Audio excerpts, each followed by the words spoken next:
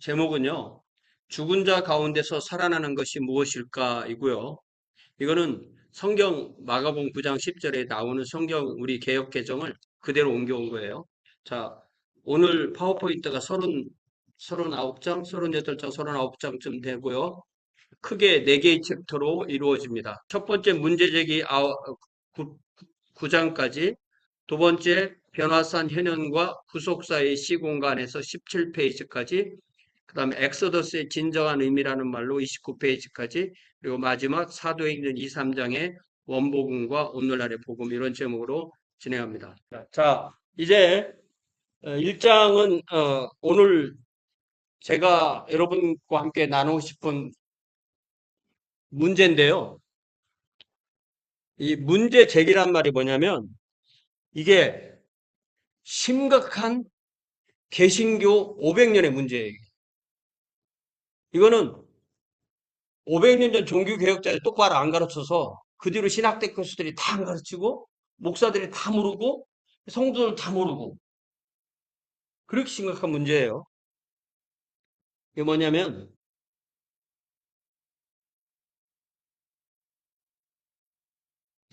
자, 우리 개신교가 가지고 있는 문제가 뭐냐면 오늘날의 메이저 조직 신학자들, 예를 들자면 뭐 밀라드 엑슨이나 웨인 그루덴 같은 분들이 어떤 경향이 있냐면 우리 사도신경에 나오는 죽은 자들로부터 부활했다, 그 내용에 대해서 조직신학 교과서를 열어보면은 모른다, 잘 불확실하다, 몰라도 된다, 그런 거 없다, 이런 식으로 가르쳐요. 그래서 목사들도 별로 그 부분에 대해서는 자신이 없습니다. 근데 그게 무슨 문제가 되느냐면은 답은 알아요. 예수 믿으면 구원받고 천국 간다고 모르는 사람이 뭐 있어요? 답을 알아. 근데 이게 왜 그렇게 되는지에 대한 풀이를 모르는 것과 비슷하다고 할 수 있습니다. 자, 그래서 사도신경에 나오는 그 고백을 어, 죽은 자 가운데서 다시 살아나셨다는 말을 죽은 자 가운데서를 음부로 이해를 해야 되는데 그걸 무덤으로 이해를 하는 거예요. 장사됐다가 살아나셨다고. 그래서 그걸 보면은 왜 그렇게 됐는가 볼 때 이 조직신학자들이 성경을 가르치는 게 아니라 개신교의 전통을 가르치는 거예요. 근데 개신교의 가장 기본 원리가 솔라 스크립투라, 오직 성경이잖아. 오직 성경인데 개신교의 어떤 전통을 만들어 그걸 따라가는 거예요. 제가 이야기는 그래서 예를 들자면 사도신경을 보면은 자, 여기 한국말로 된 거 같이 읽어봅시다. 시작. 본디오 빌라도에게 고난을 받으사 십자가에 못 박혀 죽으시고 장사한 지 사흘 만에 죽은 자 가운데서 다시 살아나시며 하늘에 오르시게 됐죠. 그러니까 분명히 사흘 만에 죽은 자 가운데서 다시 살아나시며, 이것이 제가 이야기하는 신약 성경에서 부활을 말하는 표준 표준 포뮬라, 표준 공식. 그냥 부활하셨다가 표준이 아니라 죽은 자 가운데서 다시 살아나시며, 이게 표준이라는 거예요. 제가 이야기로. 그리고 그냥 다시 살아나시며 사흘 안에 장사 지난배 되었다가 다시 사시며라고 할 때는 그 죽은 자 가운데서라는 것을 다 알기 때문에 그게 생략형이라는 거예요. 이게 원형이고, 제가 이야기는 그래서 영어로 보면은 suffered under Pontius Pilate, was crucified, dead and buried, he descended into hell. 요거는 나중에 사색잉에 집어넣은 거예요. 그래서 요게 hell이라는 요 단어가 번역이 좀 통칭이에요. 엄밀하게 말하면 하데스, 헤이데스라고 돼야 되고, 그거를 어떤 다른 번역에서는 the realm of the dead, 죽은 자들의 영역, 이렇게 번역을 하기도 하고요. 그리고 the third day he rose again from the dead, he ascended into heaven. 요게 라틴어로 보면은 요 말이 ad inferos, 요 말이 음부로 내려가시고, 그 다음 말이 저게 죽은들로부터 사흘 만에 다 죽은 자들로부터 해서 그게 모로투이스라는 말이 죽은 자들로부터 그 말이 되는 거예요. 그래서 요 descended ad inferos 요 부분이 나중에 추가한 부분이라는 거예요. 그래서 그것을 헬라어로 보면은 죽은 자 가운데서 요 말이 에크네크론이라고 그래요. 에크네크론. 이게 영어로 번역하면 from the dead. 자, 따라해 보세요. 에크네크론.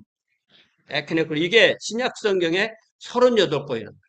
제가 이야기는 에크네크론 다시 사시사 그러다가 다시 사시다. 다시 에크네크론 다시 사시다. 이렇게 겹겹이 나오는 것 같아요. 자, 그리고 그러면 음부로 들어가셨다. 아드 인페로스 descended into the Hades라는 말은 성경에 없느냐 할 때 없진 않아요. 두 번 정도 나옵니다. 혹시 사도행전 2장 27절 31절에 음부에 내 영혼을 두지 않으셨다고 할 때 에이스 하덴 그러니까 이게 뭐냐면은 성경에서는 이미 에크네크론이라 할 때는 from the dead잖아요. from the dead니까 into the Hades가 기정사실로 돼 있던 거예요.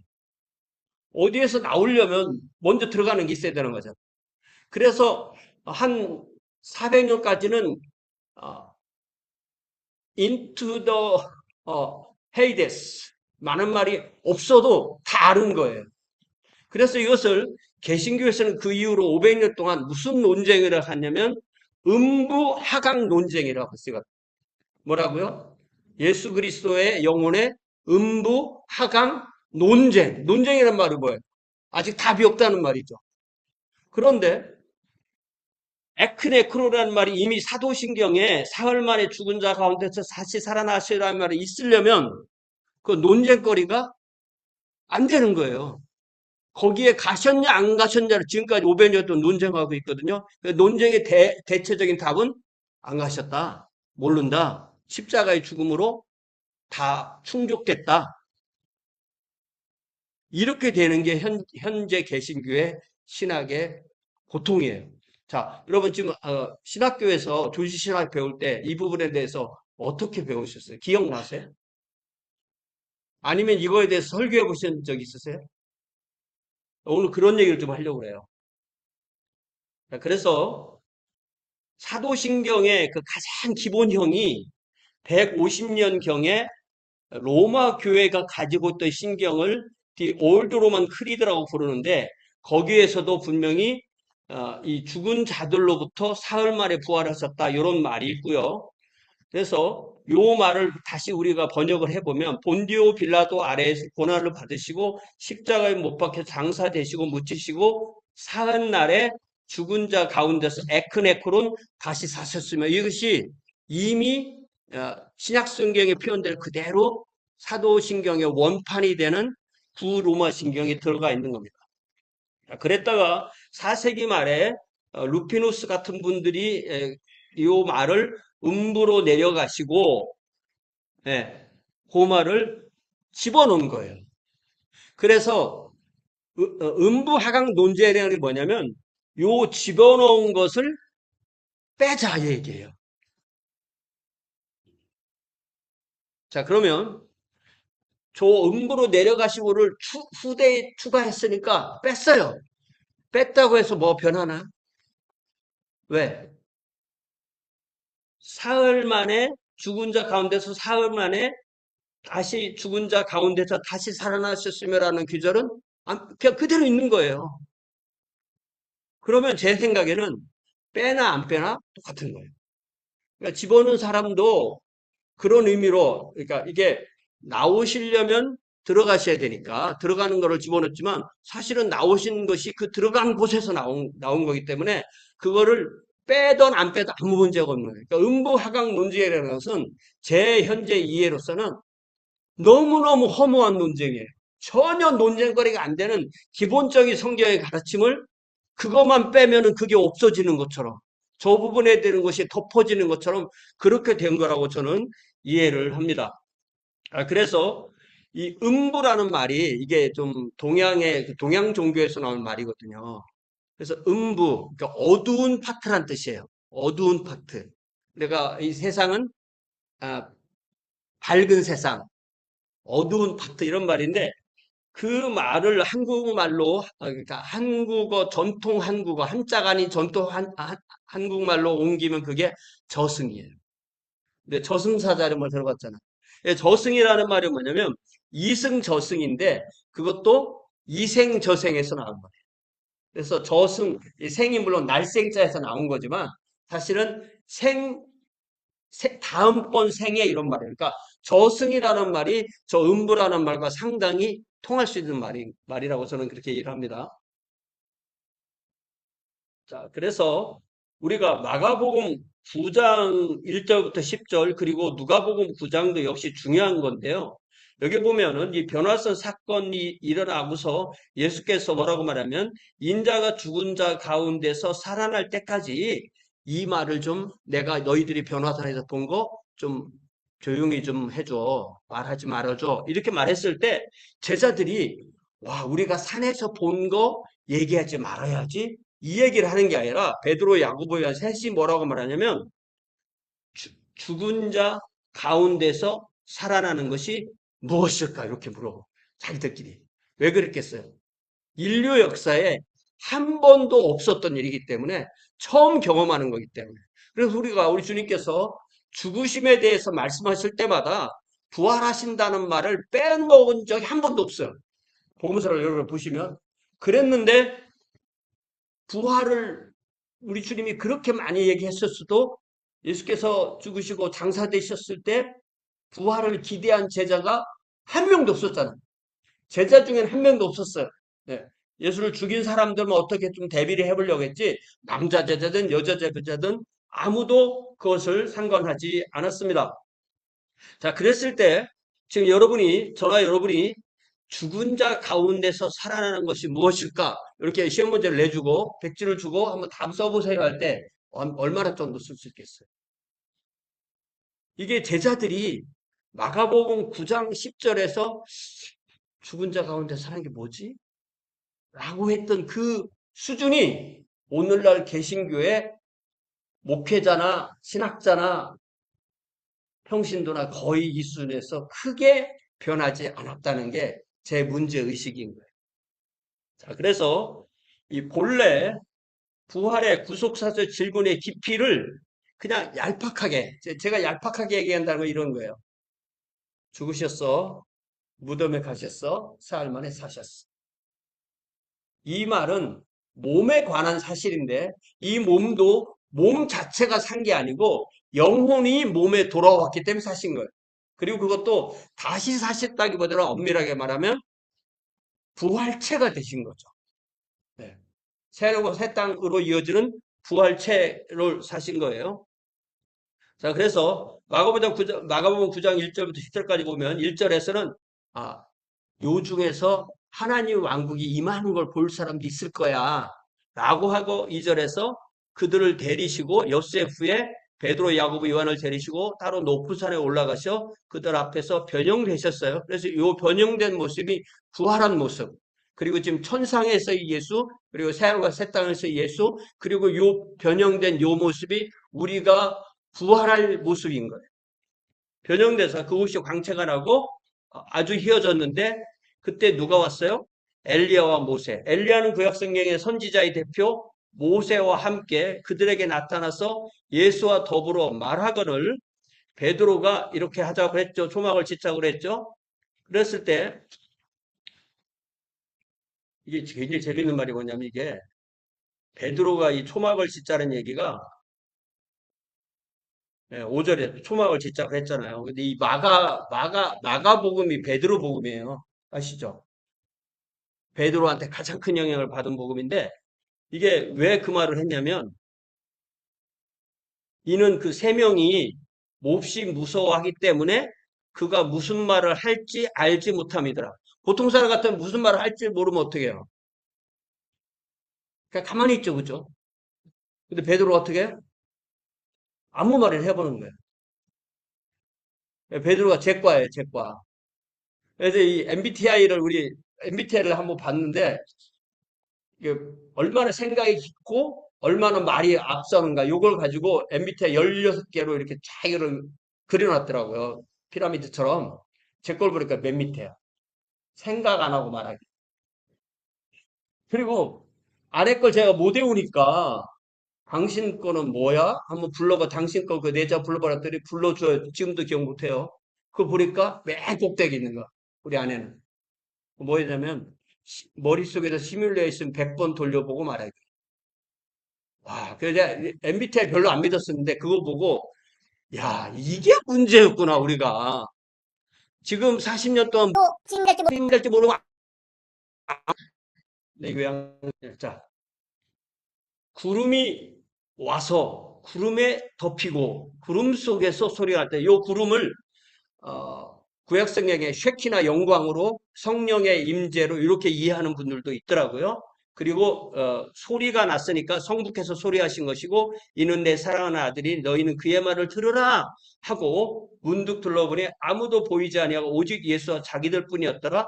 그들이 산에서 내려올 때 예수께서 경고하시되 인자가 죽은 자 가운데서 에크네크로 살아날 때까지는 본 것을 아무에게도 이르지 말라 하시니 그들이 이 말씀을 마음에 두며 서로 문의하되 죽은 자 가운데서 살아나는 것이 무엇일까 이렇게 서로 얘기했다. 예. 여기에 이 헬라어를 제가 알아서 써놓는 게 아닙니다. 예. 저 이제 헬라어 박사님이 계시기 때문에 제가 알아서 써놓은 게 아니고 그 말을 보려고 하는 거예요. 여기에 에크네크로는 말이 분명히 나오죠. 예.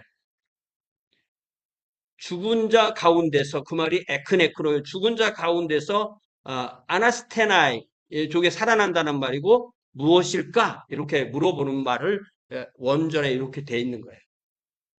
자, 그럴 때 이게 과연 이 문제에 있어서 우리 개신교 신학자들, 종교개혁자 이후에 개신교 신학자들이 가장 중요하게 정한 그 솔라 스크립토라라는 저 원칙이, 저 원리가 로마 가톨릭 교회가 워낙 전통 위주니까 사람들이 만들어 놓은 교리가 가득 차니까 그거를 극복하려고 만든 원리가 오직 성경만이 모든 교리를 해석하고 검증하는 최종 권위가 된다는 그 원칙이 솔라 스크립투라인데 그러기 위해서는 그 원칙이 있었기 때문에 그들이 사도들이 선포한 최초의 원초 캐리그마로 돌아가는 그러한 결단을 개신교가 함으로써 개신교가 탄생했는데 그렇게 했기 때문에 로마 가톨릭의 전통의 편견을 깨고 성경 본문 자체의 소리에 귀를 기울이는 그런 원칙을 만들어 놨는데 과연 오늘날 그러냐? 과연 오늘날 개신교가 성경대로 하고 있을까? 아니면 개신교 500년 전통을 지키고 있을까? 이게 제 문제의식이에요. 제가 무엇을 문제의식으로 삼는지 납득이 되세요?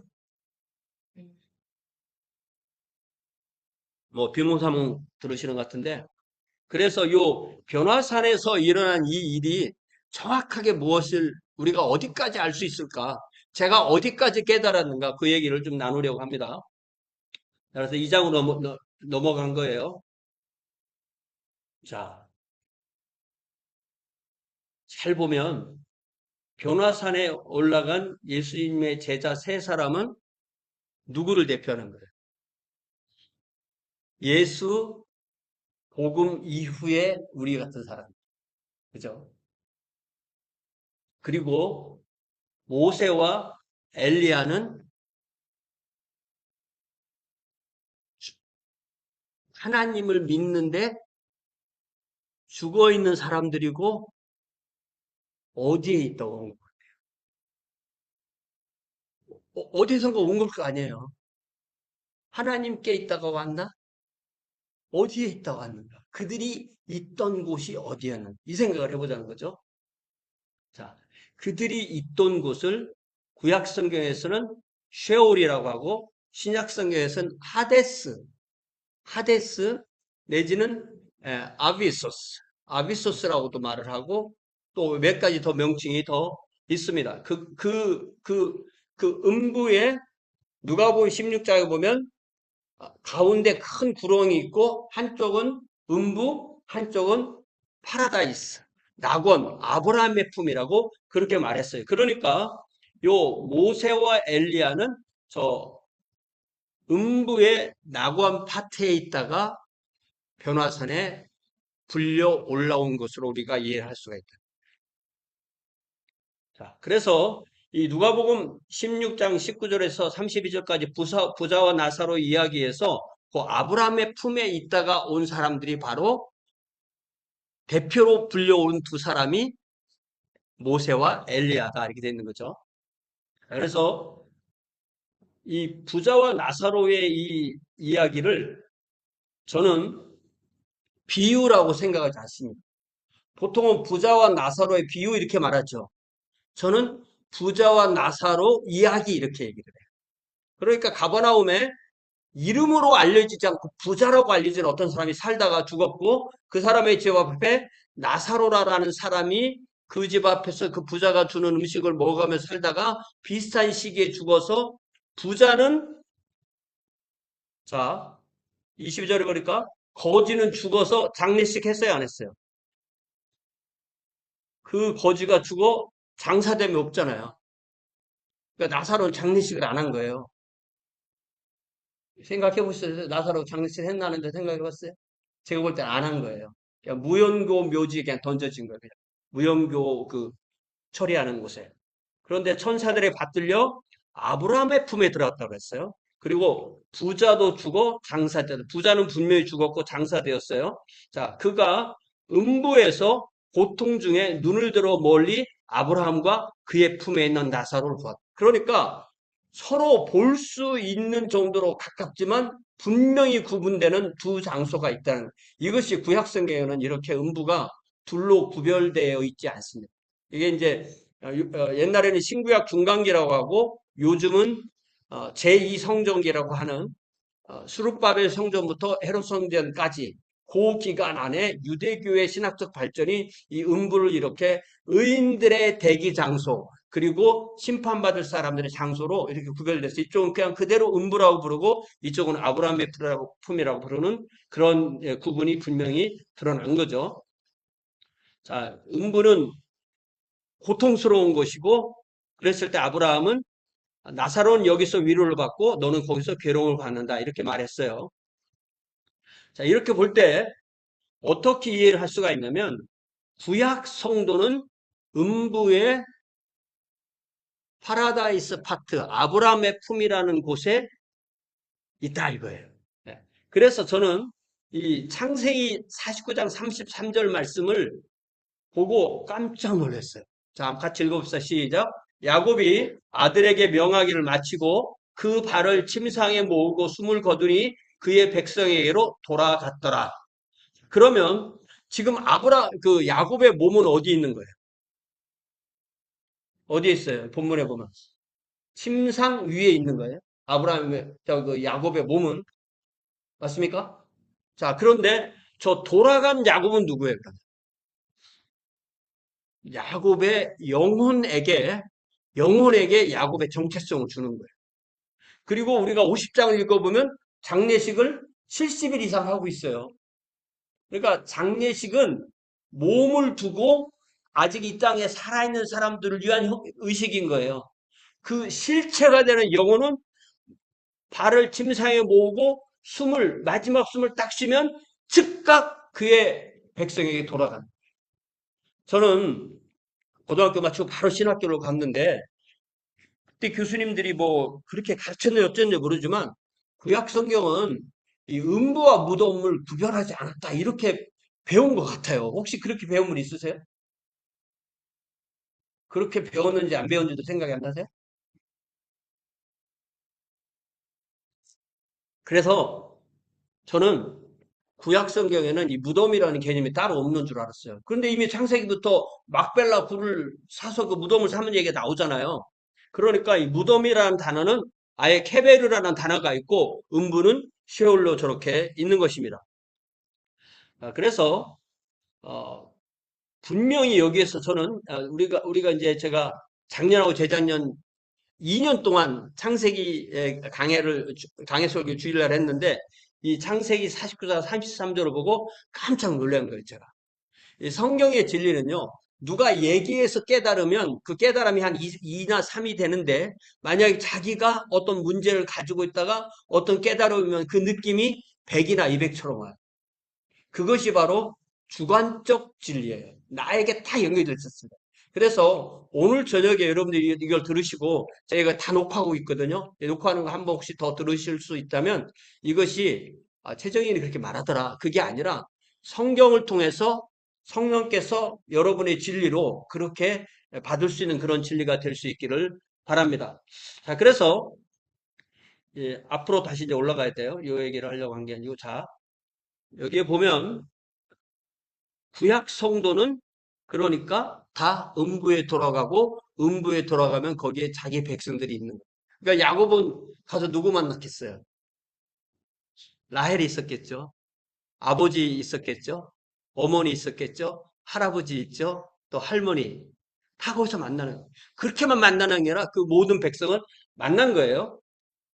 자, 그래서 저는 이 음부의 파라다이스를 어떻게 정의하느냐면 예수 그리스도의 십자가 대속 이전에 구약의 의인의 영혼이 대기하는 곳이라는 거예요. 대기처. 왜 대기란 말을 왜 쓰냐면 아직 예수 그리스도의 십자가의 죽으심으로 인한 대속이 일어나지 않았기 때문에 그 대속을 기리고 있는 곳이라 제가 이해하는 거예요.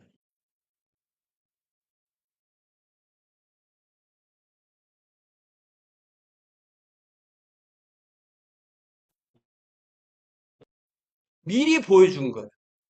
자, 그러니까 이 음부에서 올라온 두 구약 성도와 이 땅에 있는 어, 새 예수의 제자, 신자들이 딱 봤을 때 이들과 이들은 분명한 차이가 있는 거예요. 이 사람들은 영혼만 있고 그리고 예수께서 그 복음을 완성하실 것을 기대하고 있는 거예요. 기다리고 있는 거예요. 모세는 1400년 기다린 거고 엘리야는 800년 기다린 거예요. 그렇게 저는 이해를 합니다. 그렇기 때문에 이거는 우리 주님께서 그걸 보여주신 것은 어떤 뭐 환상이라고 그렇게 이해를 할 수도 있지만 원치고 말하면 이런 것을 얘기할 때, 그 성경적 용어로 예수 그리스도의 부활을 첫 열매 이렇게 표현하는데 또 몰트만 같은 신학자는 첫 열매라는 말 안 쓰고 그 프로랩시스라는 이런 단어를 영어로 번역했을 때 그런 단어를 하고 그것을 한국말로 번역할 때 선취라고 하는데 선취라는 것은 미리 이루셨다 이런 말이에요. 미리 이루셨다. 그래서 우리가 다시 고린도 전서를 가보면 제가 아까 말한 대로 15장 4절에서는 장사 지는 바 되셨다. 성경대로 사흘 만에 다시 살아나셨다고 그랬죠. 여기에는 죽은 자 가운데서란 말이 없잖아요. 그러니까 이게 표준이겠네 생각한다고요. 우리는 왜 죽은 자 가운데서라는 말 우리가 안 쓰니까.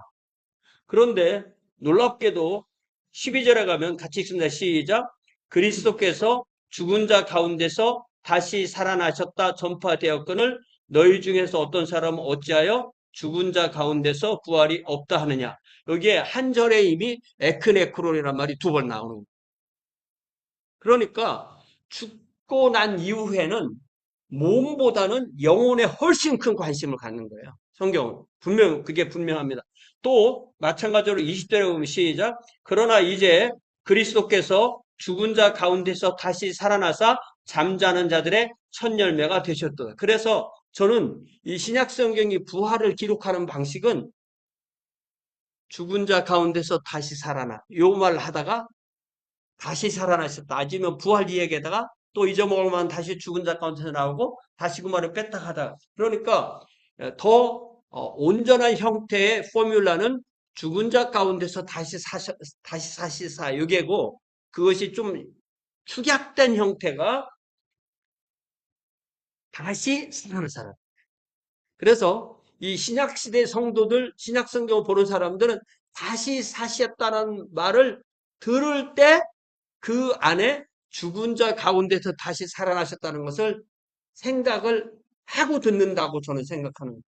그러면 우리가 지금 오늘날 우리 보통 목회자, 보통 신학자, 보통 성도들이 부활을 이렇게 이해하느냐고. 성경이 말하는 이 형식대로 이해를 하느냐고 제가 여러분께 도전을 해 보는 것입니다.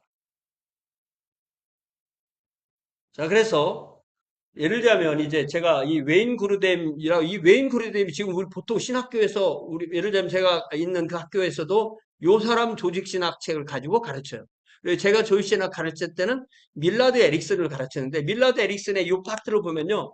성경의 이 에크네크론 귀절을 아예 인용도 안 하고 이것과 관련된 성경 귀절 한 6개쯤 인용하고 조목조목 안 돼요. 이런 거 없다. 이거 아니다. 이거 없어도 된다. 이거 불확실하다. 이거 그냥 수학적인 표현이다. 이렇게 나가요. 웨인 그루뎀도 아직까지 살아계신 신학자이신데 내가 볼 때는 치명적인 성경 해석의 오류를 가지고 있다고 믿는 거예요. 그 대표적인 예가 로마서 10장 17절인데요. 자, 로마서 10장 17절을 요걸 어떻게 로마서를 우리가 제가 일단 말로 설명을 다시 보여드릴 건데 로마서 10장이 하도 이게 말이 꽈나가지고 하도 꼬여가지고 이게 무슨 말인지 잘 이해 못하는 분들이 많아요. 이게 무슨 말이냐면은 처음에는 이 바울이 유대인의 구원에 대해서 굉장히 안타까움을 드러내다가 율법으로 말미암는 의는 율법을 행해서 구원받는다고 말하지만 믿음으로 말미암는 의는 말하기를 신명기 30장에 있는 그 포뮬러를 그대로 받아와서 신명기 30장에서는 네가 하늘에 올라가서 말씀을 가지고 오지 말아라. 이미 말씀이 주어졌다. 그런데 이 로마 10장에서는 하늘에 올라가서 예수를 성육신 하려고 할 필요 없어. 네가 하는 노력이 그 정도 큰 노력이 될 수 있어? 근데 그럴 필요 없어. 왜냐면은 예수 그리스도께서 먼저 성육신 하셨기 때문이야. 그리고 7절에서 이 무적행 음부에 가신 예수님의 영혼을 모셔드리러 네가 갈 사람을 너를 위해서 찾아달라고 할 필요 없어. 왜냐하면 그분이 이미 부활하셨기 때문이야. 그런 그 말씀을 웨인 그루뎀은 어떻게 이해를 하냐면 신명기 30장 13절에는 그게 그 무적행이라고 돼 있지 않고 바다라고 돼 있어요. 바다 끝까지. 그런데 이 구약 성경에서는 바다와 음부가 서로 이렇게 교차돼서 사용돼요. 바다와 음부가 교차되는 것은 요한계시록에서 우리가 충분히 볼 수 있는 거예요. 그런데 자, 구약 성경에서는 바다였어요. 이게 유대 중간기를 거치면서 이 바다가 이 음부로 예, 이렇게 변환돼서 된 그 문서나 그런 전승을 사도 바울이 음부로 무적행으로 인용을 한 거예요. 그러면 우리는 사도 바울 이렇게 인용을 했으면 바다가 맞아요, 무적행이 맞아요. 이현 목사님. 최신 이론이 바뀌었죠. 네. 그걸 우리는 이 신학에서 뭐라고 말하냐면 점진적 계시라고 해요. 점진적 계시. 하나님이 구약에서 이만큼 보여주시고 그 다음에 또 보여주시고 더 보여주셔서 최종적으로 보여주셨다. 그러면 웨인그루뎀이 그 점진적 계시를 알까요, 모를까요? 알죠, 왜? 네. 그 사람 무식해서 그런 거 몰라요. 안 되잖아. 네. 분명히 알죠. 근데 이 해석이 여호와 증인식 해석이에요. 놀랍게도 여호와의 증인에게 이 지옥을 얘기를 하면 성경 쫙딱 펴놓고 게헨나를 찾아주는 거야. 게헨나. 게헨나가 지옥이에요. 로마서 10장 28절에 게헨나인데 이 게헨나가 구약에로 가면 그게 뭐냐면 흰놈의 아들들의 골짜기라고 해서 예루살렘의 쓰레기 하치장이에요. 쓰레기 버리는데 이 트럭이 쓰레기 싣고 가면 그거 어떻게 하겠어요? 어딘가 다 버리는 거예요, 그게. 그렇게 하던 데가 흰놈의 아들들의 골짜기고 그것이 이 헬라어 단어로 게헨나로 그렇게 되면서 그것에 대한 영어 해석이 헬이고 그게 우리에게 지옥인 거예요. 그러면 여호와의 증인들이 지옥 없어 그냥 게헨나야 이렇게 말하는 것과 웨인그 르뎀이 그거 바다야. 그 무적행 아니야 바다야. 그건 그냥 사도 바울이 수사학적으로 그렇게 표현한 거야. 라고 해석을 하면 그분이 몰라서 그렇게 한 거예요? 그 점진적 계시를 몰라서 그렇게 했을까요? 저는 그렇게 생각하지 않는 거예요. 그럼 그분이 아주 나쁜 사람이 그렇겠어요? 그렇지 않다고 생각해요. 그럼 왜 그러느냐? 이 조직신학 교수들이 뭐가 있냐면 내가 속한 진영, 내가 속한 교파, 내가 속한 개신교, 내가 속한 이 전통을 옹호하는 신학을 하는 거예요. 제가 이해하기는. 제가 그분에게 물어본 거 아닙니다. 물어본 거 아닌데 저는 그렇게 이해한다. 그게 제가 볼 때는 솔라 스크립투라랑 맞지 않는다는 거예요. 전통주의에 빠져 있는 것이라고. 그래서 저는 진영의 교리 전통을 지키기 위해서 성경의 계시를 부인하는 부정직성에 자기도 모르게 빠졌다. 그래서 아예 이 웨인 그루뎀은 예수는 지옥에 가지 않으셨어요라는 이 논문도 썼어요. 아예 그런 논문이 있습니다. 그런데 그 지옥이라는 단어를 하데스라고 바꿔 넣어도 똑같이 안 갔다고 하는 거예요. 자, 그 말씀을 한번 요 두 기절만 세 기절. 예. 자, 같이 한번 읽어보시죠. 시작. 믿음으로 말미암는 너희는 이같이 말하되 내 마음에 누가 하늘에 올라가겠느냐 하지 말라 하니 올라가겠느냐 하면 그리스도를 모셔 내리는 것이요 혹 누가 무저갱에 내려가겠느냐 하지 말라 하니 내려가겠느냐 하면 그리스도를 죽은 자 가운데서 모셔 올리려는 것이라. 그러면 무엇을 말하느냐? 말씀이 내게 가까워 내 입에 있으면 내 마음에 있다 하였으니 곧 우리가 전파하는 믿음의 말씀이라. 자, 그러니까 복음 전도자가 자기가 구원받고 복음 전도의 사명을 받아서 복음을 딱 전하면 그 사람이 귀를 듣고 마음으로 믿어서 마음으로 받아들여서 그 안에 있으면 이미 마음속에 있으니까 그분을 내가 믿고 입으로 고백하면 구원받는 거예요. 그러니까 이건 믿음으로 말미암는 의예요. 근데 율법으로 말미암는 의야 믿음으로 말미암는 이가 그 율법으로 말미암는 의한테 말을 하기를 나를 위해서 누군가가 좀, 내가 못 가니까 나를 위해서 누군가가 좀 성육신, 예수 그리스도를 성육신 시켜줘! 라고 할 필요가 있다, 없다? 전혀 없다는 거예요. 전혀 그럴 필요가 없는데, 너희들이 율법으로 하려고 하는 의가 하나님이 이미 하신 이 정도를 네가 하려고 그렇게 헛수고로 하는 게 율법으로 말하면 의다. 자, 그러면 사도 바울이 이 신명기에서 이 말을 인용해서 이 기회를 했을 때 저 6절에 7절에 무저갱에 내려가서 그리스도를 죽은 자 가운데서 모셔 올리려는 것이 단지 사도 바울이 자기의 논리를 말하기 위해서 수사학적인 예를 든 거라고 우리가 그렇게 이해해도 될까요? 그렇게 이해하면 무슨 문제가 생길까요? 6절과 비교해 보면. 그러면 예수 그리스도의 성육신도 원래 성육신이 아니고 그냥 수사학적인 표현이에요. 이게 제가 그 정도 해석을 하면요. 이게 그 우리나라 속담에 아주 적당한 속담이 있는데 그 속담을 뭐라고 부르냐면 낯 놓고 기억자도 모른다. 낯을 딱 놨어. 이게 니은인데 낯은 니은이야. 니은으로도 볼 수 있는 거잖아요. 네. 그렇게 완전히 바꾼 말을 할 수도 있다는 거예요. 자, 그래서 그 말씀이 나온 신명기로 돌아가 보면 모세가 해준 그 명령이 어렵지도 않고 먼 것도 아니다.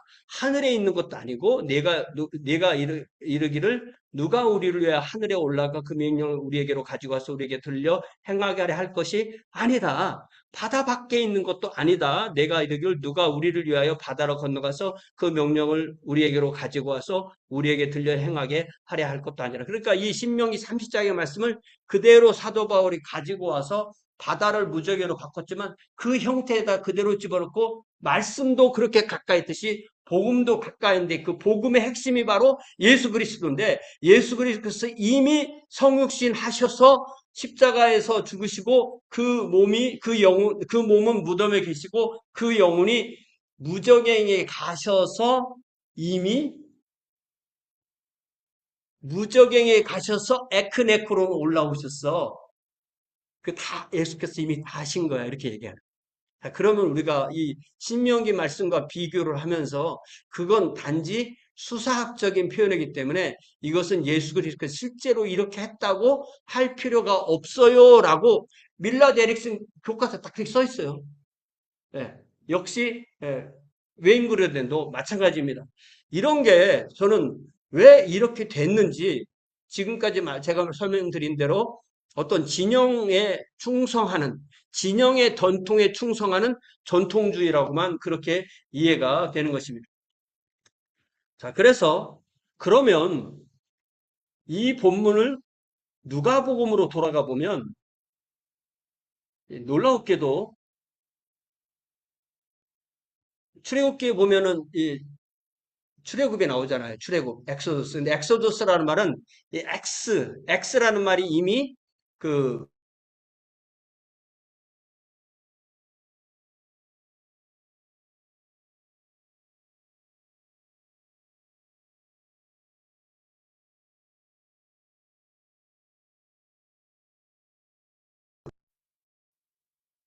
이게 누가복음 9장 31절 때문에 그래요. 예수께서 예루살렘에서 별세하실 것을 그러니까 마가복음 9장에 나오는 그 이야기를 누가는 똑같은 이야기를 하면서 그 예수께서 모세 엘리야 이렇게 셋이서 얘기할 때 모세와 엘리야가 예수님과 나눈 내용이 요 엑소더스를 이야기했다는 거예요. 근데 그걸 우리 성경에서는 별세 그렇게 번역했어요. 별세하셨다. 세상을 이별하셨다는 말이죠. 세상을 이별했다는 이 표현이 이 번역이 어때요? 좋아요, 나빠요?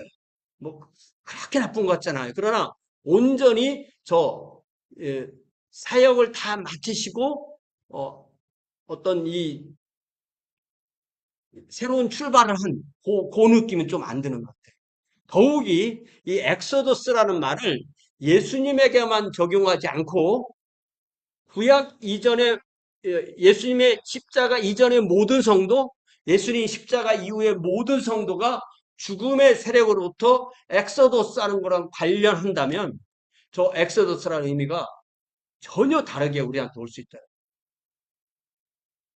자, 모세의 엑소더스는 이집트에서 가나안으로 가는 거죠. 예수의 엑소더스는 음부의 낙원에 갇혀있던 구약 성도들을 엑소더스 하시고 그리고 우리가 예수님의 음부에 우리가 믿음으로 함께 가면 우리도 역시 에크네크론 부활을 우리가 같이 했다고 할 때 우리도 역시 엑소더스 하는 것이죠. 자, 그래서 사망의 권세를 십자가 부활로 깨뜨리시고 하늘나라로 성도들을 옮기시는 에베소서 4장 8절, 누가복음 23장 내용을 우리가 좀 더 보겠어요. 자, 먼저 9장 31절 영광 중에 나타나서 장차 예수께서 예루살렘에서 별세하실 것을 말할세 appeared in glorious splendor talking with Jesus they spoke about his departure which he was about to bring to fulfillment at Jerusalem. 이게 이상하게 저 영어 성경이 아주 확장해서 번역한 건 줄 알았는데 원어는 오히려 영어 성경이 가깝더라고요. 한국어 성경이 너무 축약해 놓은 거예요. 요 기절은. 자, 그래서 여기서 요 그의 엑소더스, 엑소돈 아우트 이렇게 표현됩니다. 그러니까 이 엘리야와 모세가 예수와 얘기를 할 때 예수께서 하실 그 엑소더스, 예수의 엑소더스에 우리 모든 인류의 엑소더스가 연결되어 있다고 우리가 이해를 할 수가 있다고 저는 보는 거예요. 자, 이럴 때 우리가 연결할 수 있는 것이 예수께서 십자가형을 받으실 때 좌우에 있던 두 사람. 좌편이 안 믿고 우편이 믿었다 이런 거 없어요. 성경은 분명히 그냥 좌우로만 돼 있습니다. 한 명은 비방하고 네가 그리스도가 아니냐 너와 우리를 구원하라고 했고 또 하나는 그 사람을 꾸짖으면서 네가 동일한 존재를 바꿔서 하나님을 두려워하지 않느냐고 말하면서 자 41절 우리는 우리가 행한 일을 상당한 보응을 받는 것이니 이에 당연하거니와 이 사람이 행한 것은 옳지 않은 것이 없느니라 하고 이르되 예수여 당신의 왕국에 저는 나라 안 믿습니다. 저는 나라라고 써있어 왕국이라고 고쳐 읽어요. 네. 저는 무조건 안 믿습니다. 나라라는 말. 그냥 각 나라와 족속과 백성과 황, 그건 나라 맞아요. 그 나라는 맞는데 성경은 바실레이아 분명히 왕국이에요. 당신의 왕국에 임하실 때 나를 기억하소서 하니 예수께서 이르시되 내가 진실로 진실로 너에게 이르노니 오늘 네가 나와 함께 파라데이 파라데이소 네 파라데이 그러니까 우리 영어로는 파라다이스인데 이게 이제 그 문법에 맞춰서 어미가 변하다 보니까 파라데이스로 했어요. 그러니까 낙원에 있으리라. 요 구절을 내가 나와 함께 낙원에 있으리라라는 것을 꼭 그것을 오늘 있을 거야 이렇게 이해할 수도 있지만 내가 오늘 너에게 말하는데 네가 나와 함께 낙원에 있을 거야 이렇게 이해할 수도 있다고 또 학자들은 얘기를 하더라고요. 이건 뭐 지금 당장 중요한 거 아닌데요. 자, 그러면은 이 에베소서에서 이 동일한 내용을 어떻게 얘기했냐면 예수께서 각 사람에게 그리스도의 선물을 분량대로 은혜로 주셨는데 자, 이르기를 시편 68편을 인용하면서 이르기를 그가 위로 올라가실 때 승천이죠. 올라가실 때 사로잡혔던 자들. 자, 사로잡혔던 자들을 사로잡으시고 자, 사로잡혔던 자들을 사로잡으시고 다시 얘기할게요. 사로잡혔던 자들을 예수께서 다시 사로잡은 거예요. 뭐예요? 포로 소용수에 갇혀 있는 군인들을 해방군에 가서 다시 해방시키는 거. 이해되세요? 이미 음부에서 있는 것이 대기하고 있는 정도가 아니라 죄와 사망과 그런 그 죽음의 그 권세에 포로 상태에 있었다는 거예요. 누가? 아브라함이, 이삭이, 야곱이, 모세가, 엘리야와 구약 성도들이 사로잡혔던 자, 죄와 사망과 음부의 권세에 포로된 자들을 사로잡으시고 그러니까 그들을 다시 예수께서 다시 체포하신 거예요. 그래서 전체를 다 해방하시고 하늘로 올라가실 때.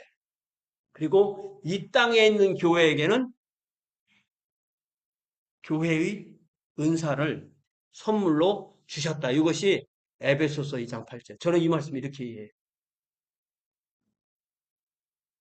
전하시님께서 엘리야 모세님 그때 예수님 가서 잠깐 연애하신 거예요. 응. 우리 빨리 나가게 해주세요.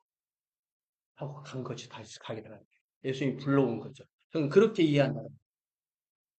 모세와 엘리야가 진짜 모세와 엘리야가 온 거예요. 근데 특히 이 모세와 엘리야가 더 불려온 데에는 모세도 무덤을 모른다. 엘리야는 불병을 타고 올라 그런 것도 좀 관련이 있긴 한 것 같아요. 자, 그 다음에 9절 시작.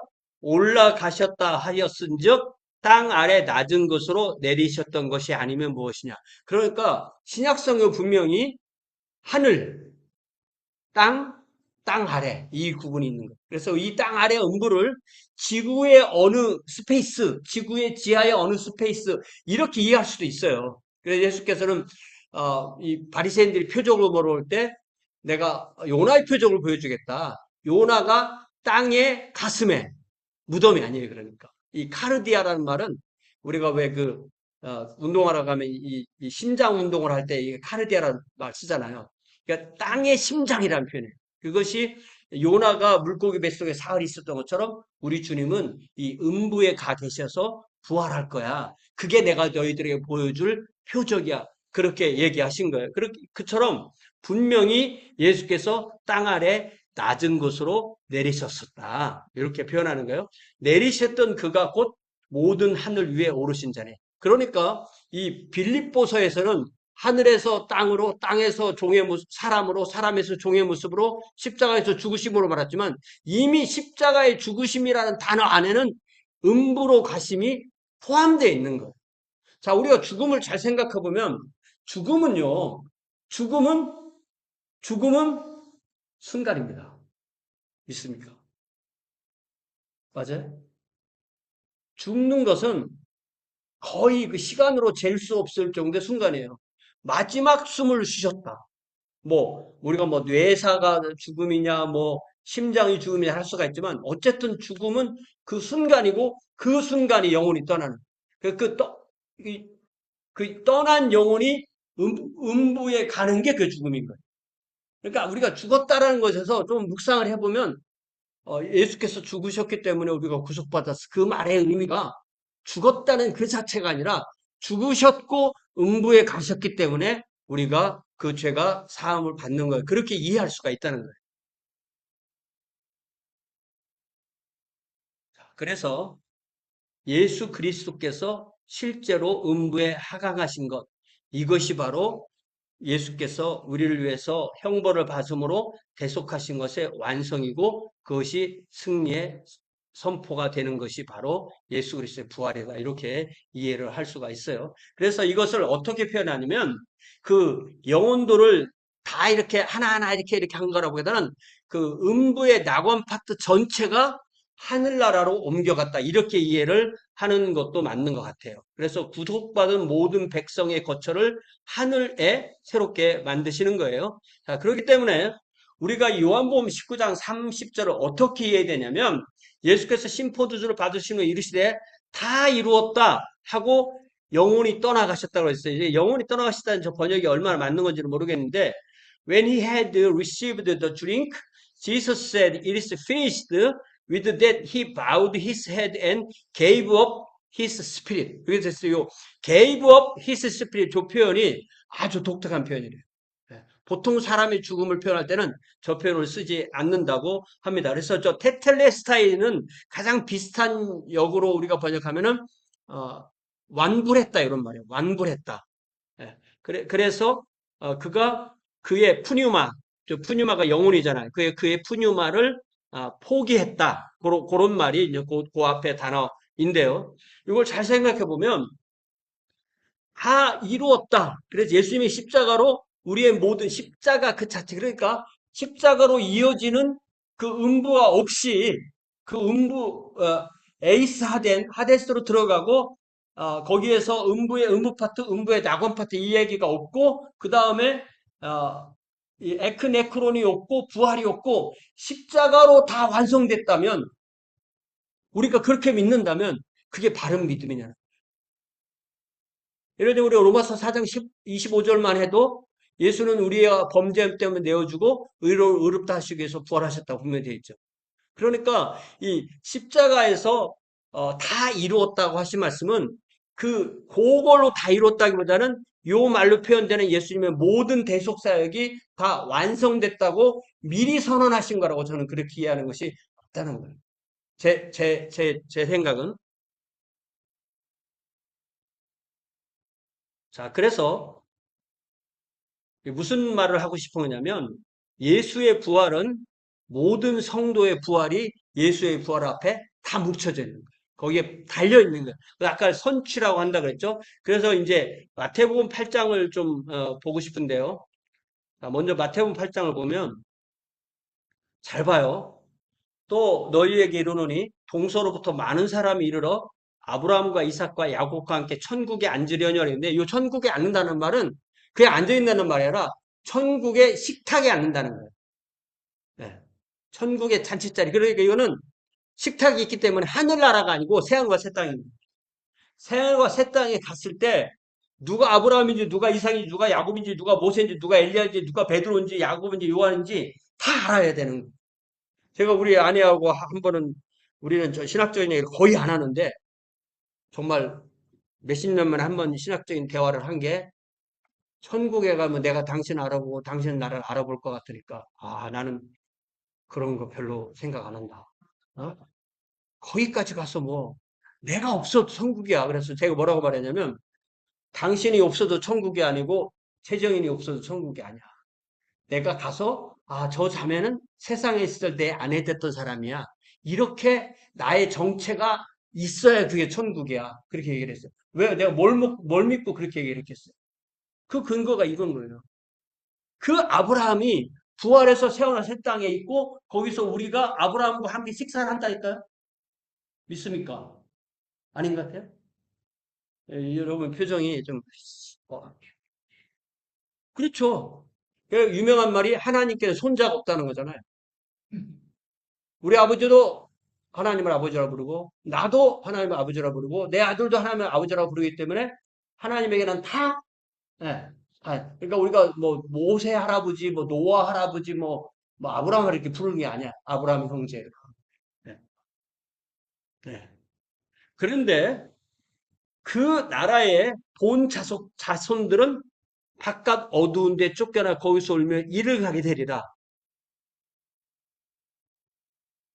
요 바깥 어두운 데는 음부가 아니라 그 음부가 요한계시록 보면 그대로 음부를 통째로 들어서 이 게헨나 불못에 집어넣어요.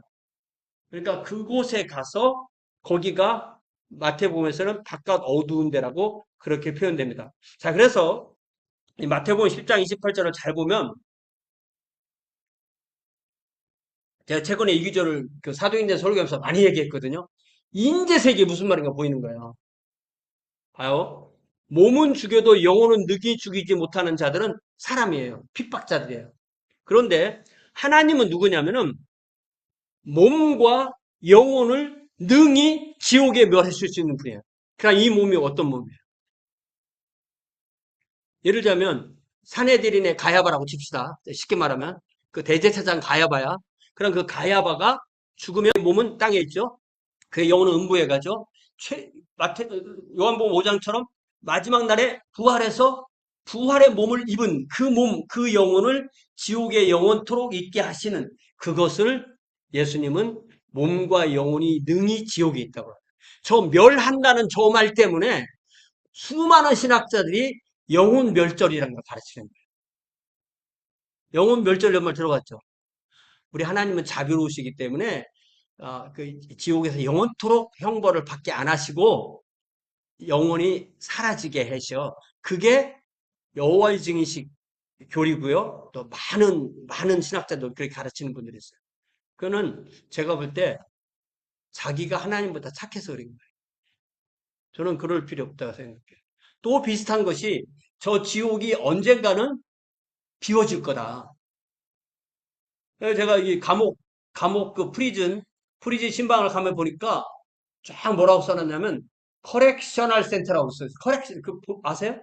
감옥 이름이 미국의 영어로만 하면 커렉셔널 센터. 그걸 한국말로 번역하면 뭐예요? 예? 교도소잖아, 그게. 우리가 많이 들어봤던 교도소가 그게 커렉셔널 센터의 한국말 번역인가 그걸 보니까. 그러니까 이 지옥은 교도소기 때문에 좀 센 놈은 100억 년, 좀 강한 놈은 1천억 년 지나면 결국 나온다. 쉽게 말하면 유기징역이다. 그래서 언젠가는 지옥이 텅텅 비게 되고 나중에 사탄도 이제 착해져서 지옥은 텅텅 비어진다. 요걸 갖다가 보편 구원론이라고 해서 유니버설리즘이라고 그래요. 저는 그런 거 안 믿습니다. 눈곱 맞춰도 안 믿어요. 어떤 형태로 그거를 막 12가지로 나눠서 가르쳐도 전혀 안 믿어. 왜? 요한계시록에 보면요. 새하늘과 새 땅, 불못, 개나 딱 끝난 거예요. 거기서 더 이상 말이 안 나가요. 저는 그런 거 안 믿습니다. 그래서 요 몸과 영혼을 능히 지옥, 여기는 지옥이란 번역이 맞는 거예요. 그러니까. 자, 그래서 근데 재밌게도 원어로는 후스켄 카이 소마라고 해서 영혼과 몸으로 돼 있어요. 근데 저런 거를 한번 몸과 영혼이라고 저렇게 번역을 해놓으면요 못 바꾼답니다. 우리 생각에 이미 몸과 영혼을 딱 굳어버린대요. 근데 원어로 돌아가면 영혼과 몸. 그럼 그 말은 뭐예요? 영혼이 훨씬 더 중요하게 여긴다는 거예요. 예를 들자면 우리가 마태복음 1장 1절에 보면은 아브라함과 다윗의 자손 예수 그리스도잖아요. 원전으로 딱 돌아가 보면 다윗과 아브라함의 자손이에요. 예수가. 그러니까 마태는 이 예수님을 소개할 때 아브라함의 자손보다 다윗의 자손이 나와서 더 먼저 강조하고 싶었다고 생각해요. 그러니까 영어 성경은 그 순으로 되어 있는데 한국어 성경은 우리는 동방 예의주의이기 때문에 그런 거 못 참아 해서 바꾸는 거예요. 자, 지금부터 소개되는 것은 그러니까 이 우리가 예수께서 승천하실 때, 부활하실 때 다 데리고 갔던 그 성도들, 그리고 예수 이후에 간 모든 성도들이 하늘에 있는 모습이 기록된 것이 4장 4절에서는 24장로로 표현되고요. 6장 9절에서는 죽임을 당한 영혼들이 제단 아래에 있다고 표현되고요. 7장 4절에서는 이스라엘 자손의 각 지파주에서 인침을 받은 14만 4천이라고 표현되고 그 14만 4천과 동일한 사람들이 7장 9절이 시작 2일 후에 내가 보니 각 나라와 족속과 백성과 방언에서 아무도 셀 수 없는 큰 무리가 나와 흰옷을 입고 손에 종려가를 들고 보좌과 어린 양 앞에 서서 구원하심이 어린 양과 보좌에 앉으시는 어린 양이 또 이렇게 되는 거죠. 자, 그래서 여기서 우리가 무엇을 생각해 볼 수 있냐면 이 모세의 엑소더스와 예수 그리스도의 엑소더스가 같이 생각할 수 있다. 그러니까 모세의 엑소더스는 예수 그리스도의 엑소더스의 예표가 된다는 거예요. 그래서 이것이 가장 잘 드러난 곳이 요한계시록 15장인 것 같아요. 요한계시록 15장 보면 또 내가 보니 불이 섞은 유리바다 같은 것이 있고 짐승과 그의 우상과 그의 이름의 수를 이기고 벗어난 자들이 유리바닷가에 서서 하나님의 검은고를 가지고 이 홍해를 잘 생각해 보면요. 출애굽기 14장의 홍해를 잘 생각해 보면 똑같은 바다예요. 그죠? 똑같은 바다인데 누구는 그 바다를 걸어서 건너가서 구원받고 누구는 그 바다에 수장되고 심판받는 거예요. 그래서 요한계시록 15장 3절에서는 하나님의 종 모세의 노래, 어린 양의 노래. 그러니까 이 출애굽기 14장 15장에 나오는 출애굽 후의 그 찬양과 어린 양 예수 그리스도의 이 구원의 찬양을 한꺼번에 딱 겹쳐서 그것을 하나님의 종 모세의 노래, 어린 양의 노래라고 이렇게 부르는.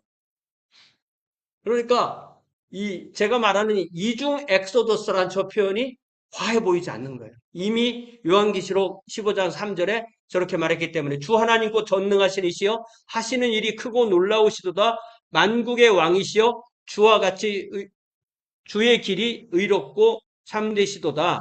자, 출애굽기 14장 30절 같이 읽습니다. 시작. 그날에 여호와께서 이같이 이스라엘을 애굽 사람의 손에서 구원하심에 이스라엘이 바닷가에서 애굽 사람들의 죽어 있는 것을 보았더라. 무슨 얘기예요? 자, 홍해가 폭이 얼마나 넓은지 모르지만 자, 건너왔어요. 다 건너오니까 물이 다시 차서 그 물에 많은 군병들이 죽었어요. 그럼 그 죽은 시신이 저쪽 제방, 이집트 쪽 제방이 아니라 이 이스라엘이 건너간 쪽의 제방에도 그 시신이 걸려있다. 그래 보잖아 이렇게. 먼 곳엔 잘 안 보이잖아. 그러니까 똑같은 바다. 예? 누구는 구원받고 누구는 심판받고. 그래서 요한복음 3장에 보면 예수께서 오신 것은 심판하러 오신 것이 아니야. 그런데 예수를 안 믿는 사람이 이미 심판받은 거야. 또 다른 곳에 보면 아예 심판하러 오셨다고도 그렇게 되어 있습니다. 자, 그렇기 때문에 계속해서 이제 요한계시록 21장 1절이 우리가 구원받은 사람이 나중에 가서 있을 새하늘과 새 땅이 완성된 모습이 요한계시록 21장에 나오고요. 자, 저는 2절에 나오는 거룩한 성 새 예루살렘이 바로 하늘의 영혼으로 있는 이 신구약의 모든 성도가 하늘나라에 가 있을 때 그들이 영혼으로 있는 상태에서 부활하여서 새하늘과 새 땅에 살기 위해서 내려오는 모습을 저는 새 예루살렘이라고 그렇게 이해를 합니다.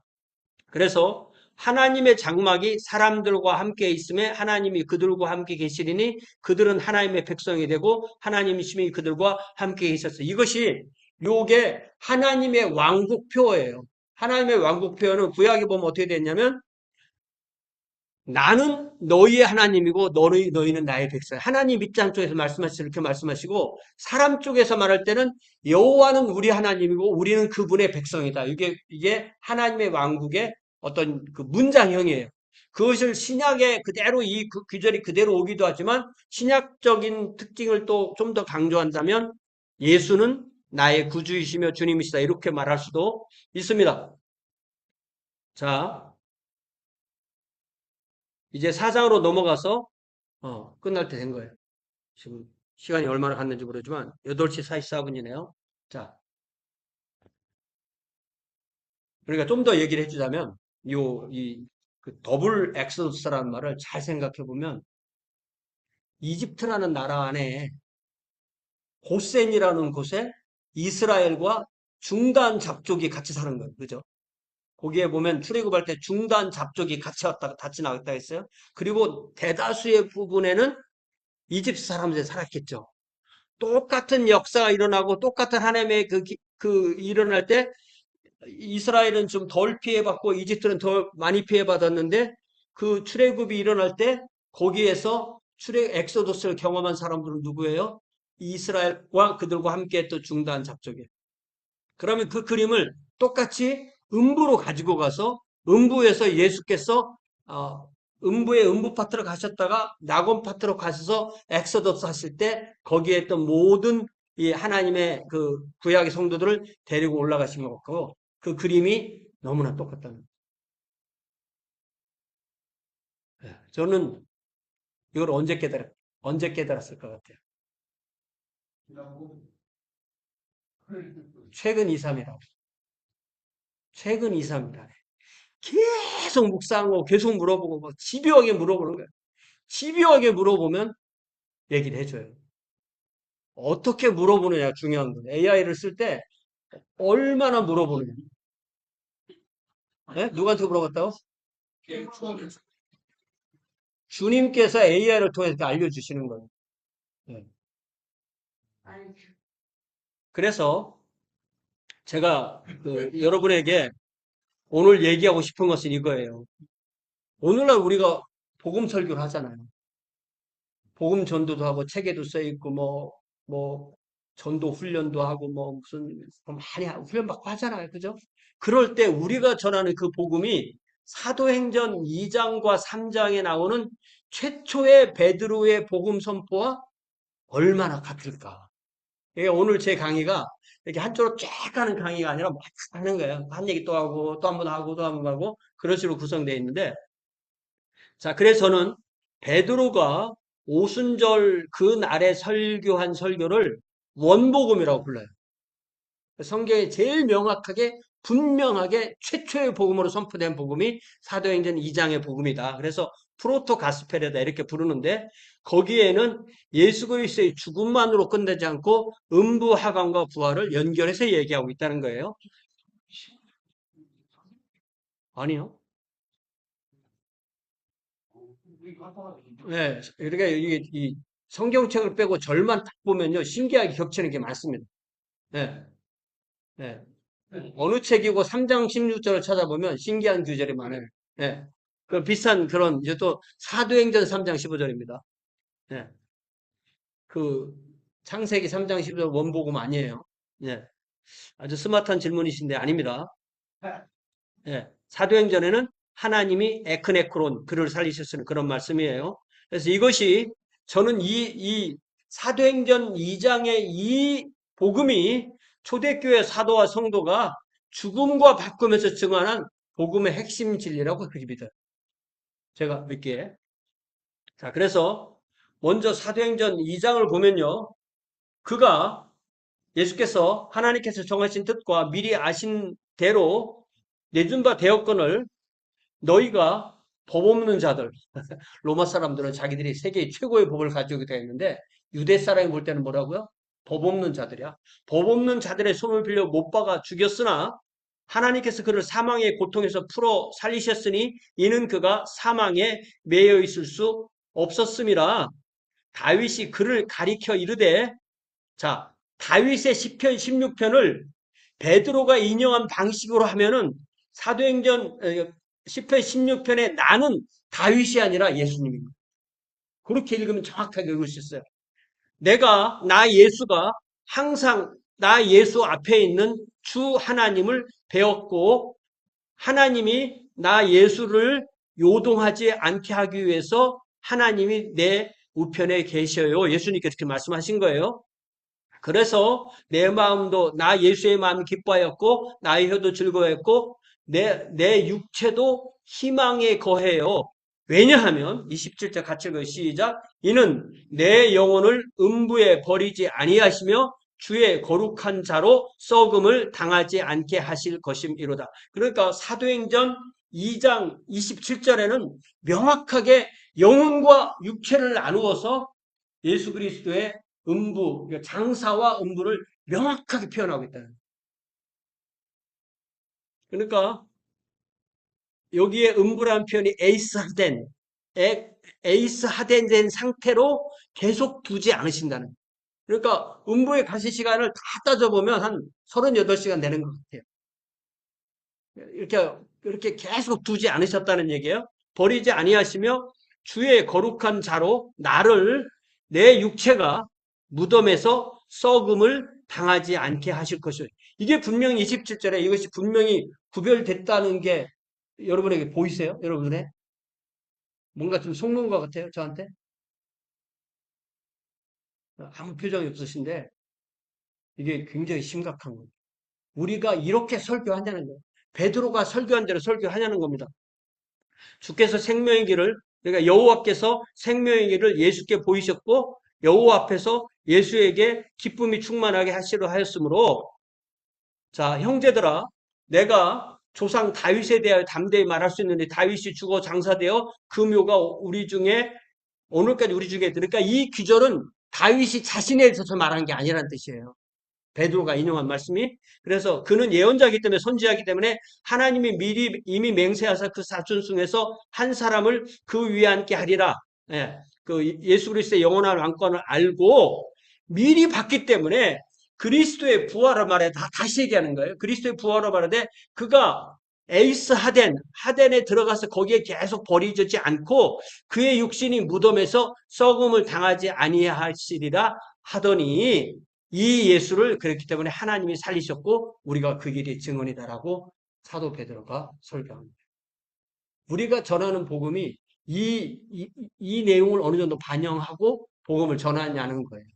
자, 그래서 이것을 다시 사도행전 3장 15절에서는 너희들이 생명의 주를 죽였어. 그러나 누가? 하나님이 죽은 자 가운데서 에크네크론 예수를 살리셨으니 우리가 이의 증인이야. 그래서 저는 제가 그러니까 you killed the author of life. 이게 이제 그 생명의 주라는 말은 영어로 번역한 표현이고요. But God raised him from the dead.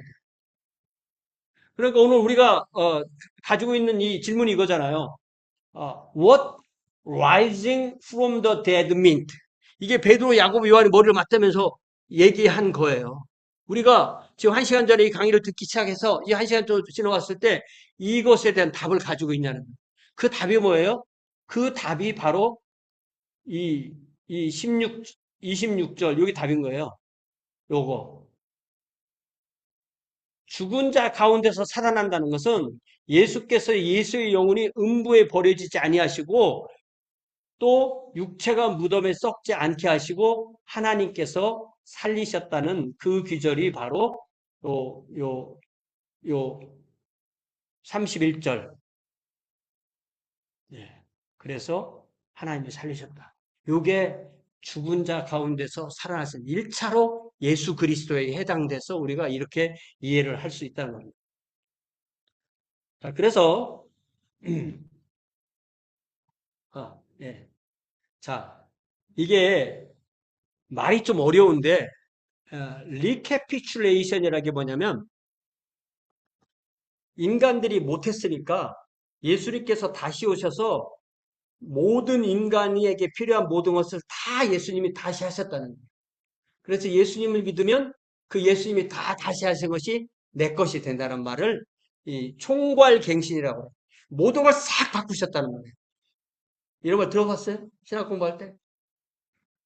recapitulation, 총괄갱신이라고 말하고, 그것을 이게 이제 리옹의 이레네우스는 뭐 그 2세기 정도인데 그레고리 나지안주스는 4세기 말 사람이니까 그 사람 뭐라고 말하냐면 그가 취하지 않으신 것은 치유되지 않는다, 이런 표현을 했어요. 무슨 말이냐면은 이 아폴리나리 쓴 사람이 예수의 몸은 인간의 몸이지만 예수의 영혼은 하나님의 영혼이야, 이렇게 얘기를 했어요. 그러니까 나지안주스가 뭐라냐면 예수님이 인간의 영혼을 가지고 있으면 네 영혼에 내 영혼에 구원 못 받아. 예수님이 가지고 있는 것만 구원받는 거야. 그것이 예수께서, 그러니까 취해지지 않은 것은 치유되지 않는다는 그 헬라 말로 딱 정리를 해놓은 거예요. 그게. 근데 그것을 제가 지금까지 한 강의로 다시 요약하면, 그러면 예수님께서 하신 것이 내 것이 되는 거, 내가 저 총괄 갱신을 받는 것이 뭐냐면, 그 성경은 뭐라고 말하냐면, 성육신 하러 갈 필요도 없고 부활식 갈 필요 없고 믿음으로 받아들이면 예수께서 하신 것이 네가 한 게 되는 거야. 그게 믿음이라는 거야. 그게 우리가 하나님의 의를 이루는 거예요. 그것을 우리는 성육신, 예수님께서 하셨잖아요. 근데 그게 믿으면 예수의 성육신이 나를 위한 성육신이 되는 거예요. 자, 두 번째, 십자가에서 죽으심. 자, 세 번째, 장사. 분명히 있죠? 근데 장사로 끝나는 게 아니고 분명히 그의 영혼이 음부, 하데스 안으로 들어가시고 또 파라다이스도 가시고, 예. 그러니까 이 두 강도가 있을 때 부인한 강도는 음부에 가 있는 거고 예수님의 신앙 강도는 파라다이스에 가 있으니까 이 부인한 강도가 있는 음부에 가셔서 형벌대속 완성하시고 그 다음에 낙원으로 가셔서 그 예수님보다 약간 늦게 들어온 그 어, 예수님을 시인한 그 강도까지 포함한 모든 구역의 성도들을 있는 곳에 가시는 것. 이것이 저는 골로새서 2장 12절에서 분명히 나타났다고 합니다. 골로새 2장 12절에는 그 안에서 예수 안에서 그 에크네코를 했다고 했어요. 예수 안에서 에크네코를 했다고 하려면 우리가 이 에이스 하덴이 돼야만 에크네크론이 되는 것입니다. 그리고 그 다음이 예수님이 하신 에크네크론 부활, 그리고 승천 에베소서 2장 6절, 그리고 승기 에베소서 2장 6절. 그래서 잘 보면요.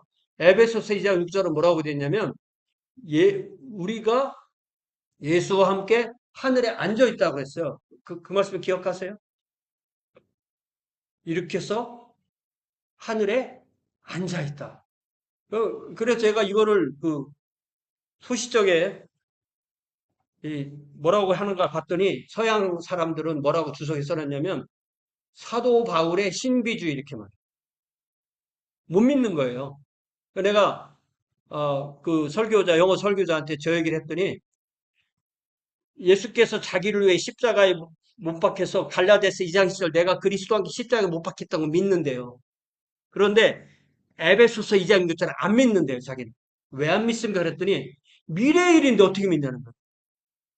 그러면 십자가는 과거 일이기 때문에 믿을 수 있는 거예요? 그게 아닌 거예요. 예수께서 하신 저 7가지를 우리가 믿음으로 우리께 되는 게 이게 믿음이에요. 이렇게 겹치는 거, 총괄갱신되는 거. 예수의 총괄갱신으로 우리가 총괄갱신되는 거. 이게 제가 지금까지 말하려고 했던 이 복음의 핵심이고 그 중에 아주 핵심이 음부에 가셔서 그의 몸과 그의 영혼이 음부에 다녀오셔서 엑소더스 하시고 그의 몸으로 가셔서 부활하신 그 부분을 명확하게 얘기하는 것이 온전한 복음이라고 저는 그렇게 믿는 거예요. 자, 그래서 예를 들면 뭐 밀라드 에릭슨, 웨인 그루덴, 고든 루이스 이런 사람들은 결국은 제가 볼 때는 성경을 따르는 게 아니라 그냥 개신교 전통, 자기가 속한 진영 이런 데서 그냥 위에 사람이 해주는 걸 따르는 거예요. 이게 잘 보면요. 루터까지는 그래도 가르친 거예요, 제대로. 근데 칼뱅부터 이거를 이 음부로 간 그 기절을 십자가에서의 고통을 어떤 상징화한 걸로 그렇게 이해를 하기 시작합니다. 벌써 500년 된 이야기입니다. 그래서 제가 이걸 볼 때, 이 동방종교는 이거를 지금 그대로 성경대로 가르쳐요. 로마 가톨릭은 이거에다 뭐 림보니 뭐 세컨 찬스니 뭐 연옥이니 자꾸 뭘 집어넣는 거예요. 그래서 이거를 개신교에서 개혁을 하라고 했더니 이거를 통째로 들어서 버린 거예요. 유명한 비유가 뭐예요? 목욕물을 버리랬더니 아기도 버렸다. 그게 그대로 일어난 현상이라고 저는 그렇게 생각을 합니다. 그래서 제가 좋아하는 자로슬라프 펠라칸이라는 분은 뭐라고 했냐면 Tradition is the living face of the dead. 전통은 우리가 옛사람들에게 좋은 걸 배운 걸 전통이라고 그래. 이미 죽어 있어. 우리가 예를 들면 죽은 사람 설교 들으면 돼요, 안 돼요?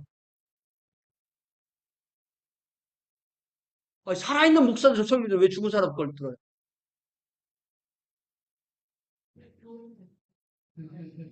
그럼 죽은 사람 책을 왜 보는데? 성경문을 왜 보는데? 그러니까 교회사는요 죽은 사람을 다루는 학문이에요, 아예. 그러니까 죽은 사람 거는 다르게 좋아요. 왜? 안 변하니까. 산 사람들은 변할 수도 있어요. 죽은 사람 걸 들어야 되는 거예요. 완성된 거예요, 사실. 거기서 헷갈릴 게 별로 없어요. 정확한 근거로만 보면. 예. 그렇기 때문에 우리가 잘 배우는 거라면 죽은 자들한테 배우는 거예요. 전통주의는 traditionalism is the dead faith of the living. 선조들부터 좋은 걸 안 배우고 잘못된 것만 붙들고 있는 사람들은 사실은 살아있다고 하지만 그들 신앙이 이미 죽은 거야. 이렇게 말을 한다고 할 수 있어요. 그래서 우리는 결국은 제가 뭘 말하고 싶으냐. 우리가 정말 개신교도의 정신을 가지고 있다면 정말 내가 가르치는 것이 다시 얘기해 줄게요. 전통은 죽은 자의 산 믿음. 여기는 교리라고 되어 있지만, 예. 자, 다시 얘기해 줄게요. Tradition is the dead face of the living. 아니, living face of the dead. living face of the dead이라고 트레디셔널 좀 바꾸면 됩니다. 자, 그래서 여기서 제가 오늘 밤에 말하고 싶은 것은 단지 이 교리뿐만 아니라 우리가 무엇을 가르치든 그것이 과연 성경에 맞는가. 솔라 스크립타로 돌아가는 것이 진정한 개신교가 아니겠느냐라고 저는 그렇게 묻습니다. 성경이 교회를 개혁한다. 이 성경이 교회를 개혁한다는 말은 제가 우리 안정성 목사님하고 벌써 15년 전부터 이런 얘기를 했어요.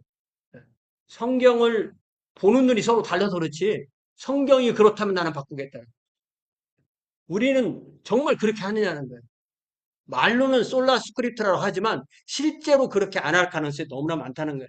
그러니까 전통이 성경을 제한하지 않고 성경이 교리를 바꾸는 그 입장에 서는 거. 그래서 죽은 자 가운데서 살아난다는 것이 무엇일까에 답을 알았다면 그것을 선포한. 그래서 머릿속에 그리고 있다면 그것이 저는 오늘 여러분과 나누고 싶은 것이고 그것이 바로 엑소더스와 부활의 영광 속에서 오늘을 사는 성도의 삶 내지는 하늘나라 그리고 새하늘과 새 땅을 소망하면서 오늘을 사는 이게 진정한 종말론이다 이렇게 믿습니다. 끝났어요. 질문. 성령님은 그 부끄러우신 하나님이라 항상 이래도 이 무대에 잘 안 나오시는. 그런데 성령님 없으면 하나도 안 돼. 제가 여러분과 소통도 안 되고, 예, 모든 게. 그러니까 이 모든 것을 성령께 받습니다. 그래서 이 삼일체에서 성령론에서 굉장히 유명한 표현입니다. 네, 혹시 질문? 예. 그러면은 예수님께서 부활하실 때 음부에 있던 낙원 밭에 모든 사람들을 다 함께 하늘로 옮기실 때. 그러면 현재 지금 음부의 상태는 어떤 상태인가요? 그러니까 음부의 의무 파트가 있습니다. 그리고 여전히 지금도 예수 그리스도 안에 있지 않은 자가 죽으면 그러니까. 새로운 심판이 기다리고 예. 있고 지금 우리는 죽으면 하늘로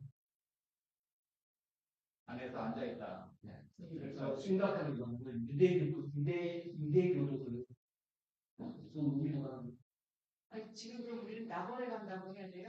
아니 하늘나라라는 게 제일 그게 제일 네. 좋은 거. 네. 나쁘게 하고 안 되는데 사실은 하늘나라는 이제 상품처럼 그렇게 저는 이제 아까 성령님 말해서 이해가 되는 근데 지금 요한복음에 보면 포도나무에 내린 거 있잖아요. 네. 네. 뭐 이거는 그냥 살아있음을 얘기하는 거잖아요. 버림을 당하는 그러니까 뭐 아니 연결돼서 아니 아니지. 오늘 강의가 연결돼. 예, 그렇게 해서 아니 제 얘기는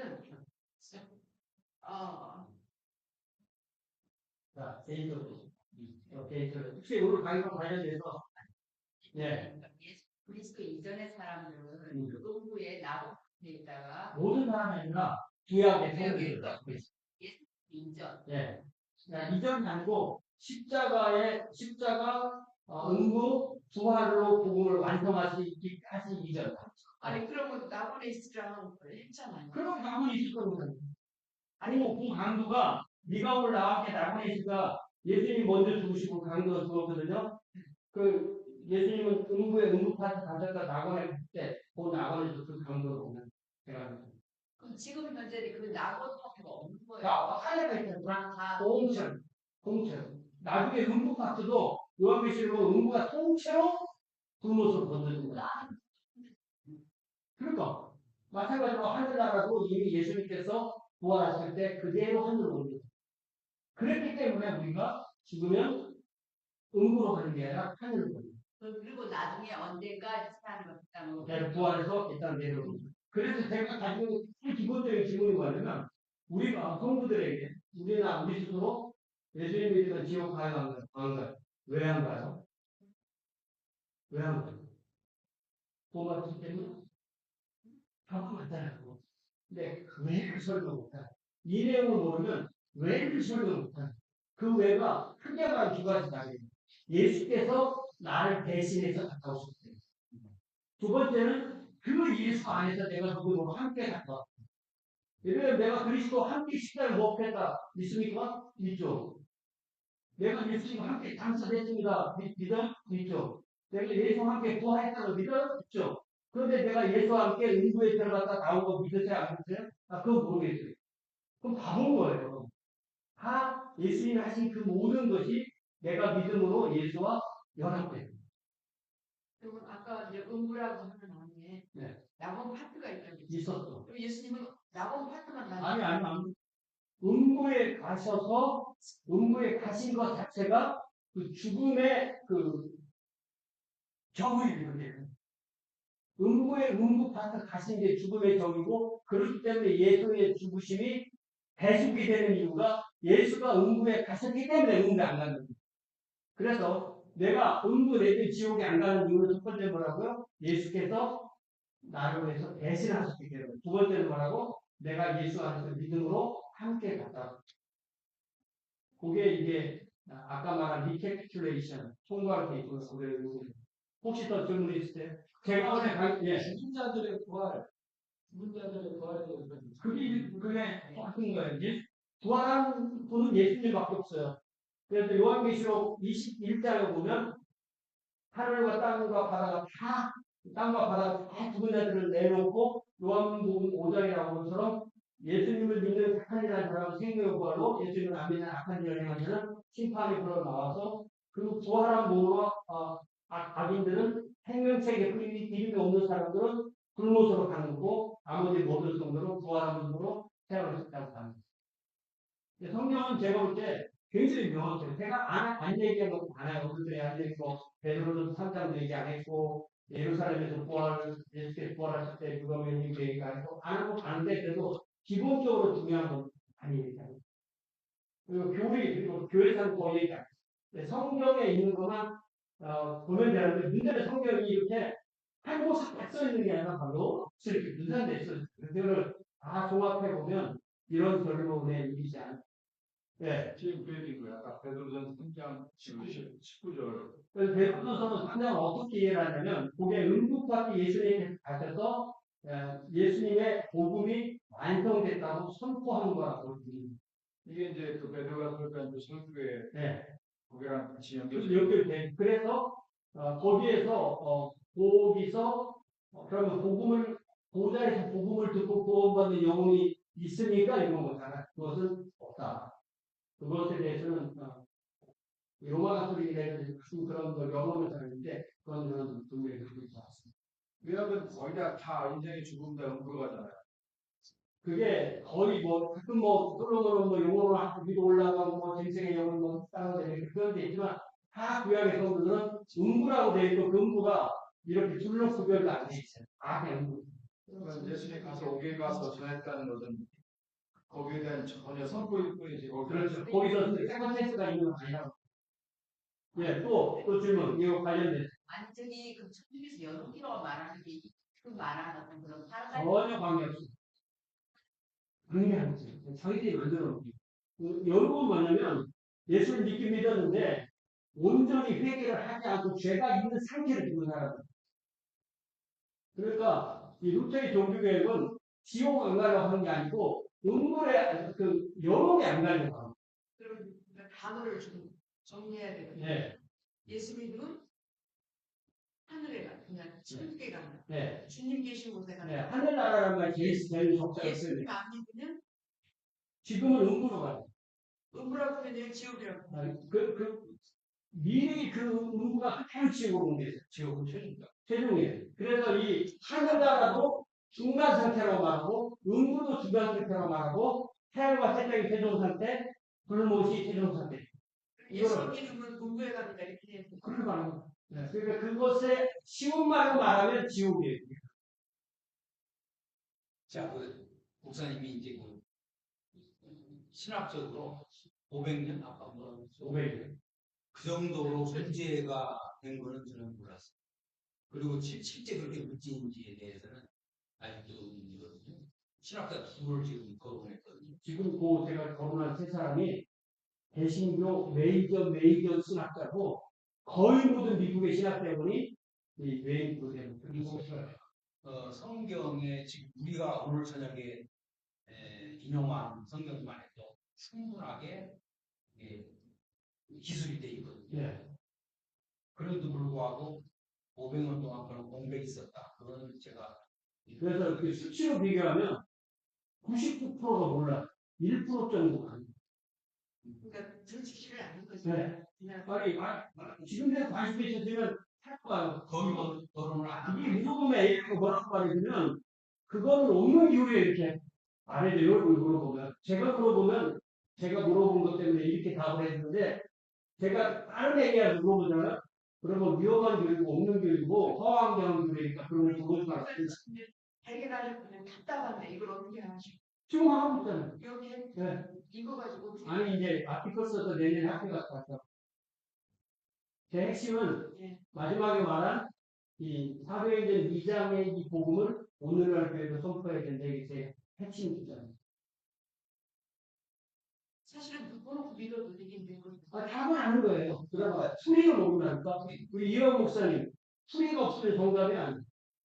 소리가 없으면 정답이 맞을 수 있어야 모든 사람들이 인정이 되니까 그렇죠. 그 과정이 풀이가 있어요. 목사님 근데 그 네. 원로분 같은 경우 유대인들 같은 경우 이게 머릿속에 그 소울의 개념이 다 들어있기 때문에 들으면 이제 또 자연스럽게 하는 개념인데 현대인들한테는 사실은 말씀하신 대로 예수 안에 있으면 뭐 소울이 같은 거 갈 얘기도 없고 그냥 뭔가 이게 잘 안 와닿는 우리가 사후 세계, 그냥 소위 그 사후 세계를 아예 안 믿는 사람들이 그 유물론자들 있잖아요.